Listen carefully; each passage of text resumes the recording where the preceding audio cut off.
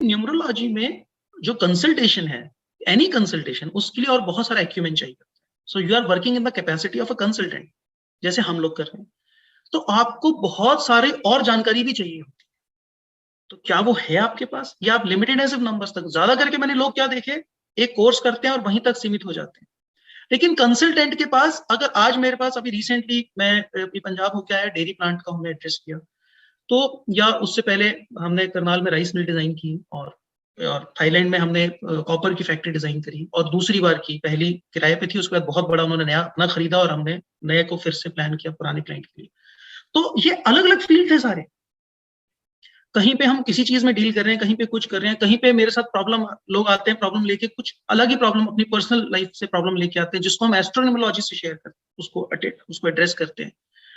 Factories वगैरह design हम एस्ट्रोनोलॉजी और वास्तु का कॉम्बिनेशन यूज करते हैं। पर ये तो हुई टेक्निकल नॉलेज, लेकिन क्या मुझे उस फील्ड की, गुवाहाटी में हमने डिजाइन किया फैक्ट्री को, और वहां पे वो है एथनिक नमकीन और सारा फूड प्रोडक्ट्स की फैक्ट्री है, और बड़ा यूनिट है, और 3 बार, मतलब 3 अलग अलग यूनिट अलग अलग टाइम पे लगाए, 1-2 साल के गैप पे।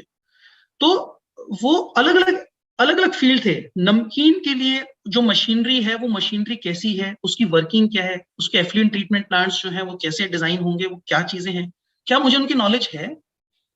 तो ये मैं अपने फील्ड की जानकारी रखता हूँ, इसलिए मैं बोल रहा हूँ। यदि आप मेडिकल, आपको पता होना चाहिए। अगर आज हम करियर मनी की बात कर रहे हैं, तो क्या इस वक्त जो करियर चल रहे हैं मुझे समझ में आते हैं?